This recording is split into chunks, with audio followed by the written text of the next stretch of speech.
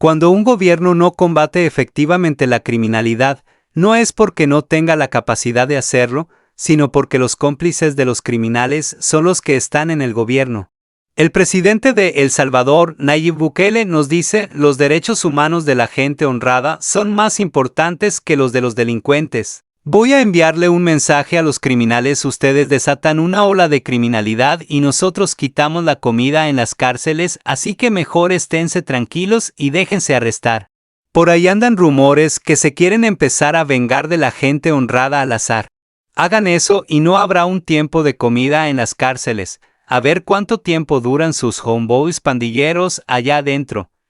Les juro por Dios que no comen un arroz. Bukele y la CIDH se enfrentan a cuenta del régimen de excepción en El Salvador.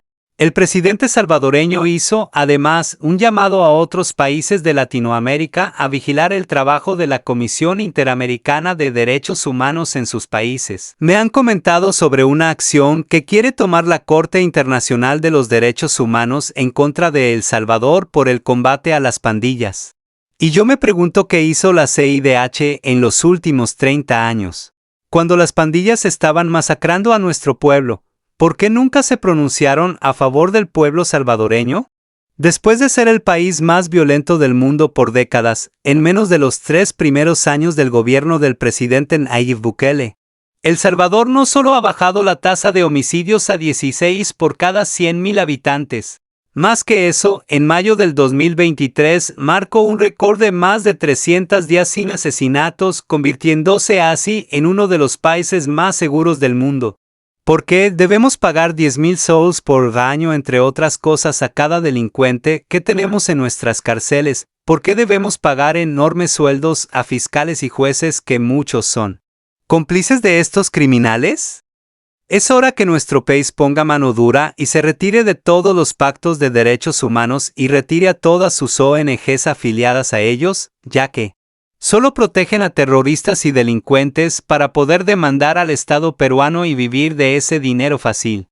Creo que los derechos humanos, si bien nadie duda que los reos tienen derechos humanos, pero yo creo que algo que no se ha hecho y ningún procurador lo ha hecho antes, o por lo menos yo no recuerdo, discúlpeme si usted lo hizo y no me acuerdo yo, pero no han defendido los derechos humanos de la gente honrada.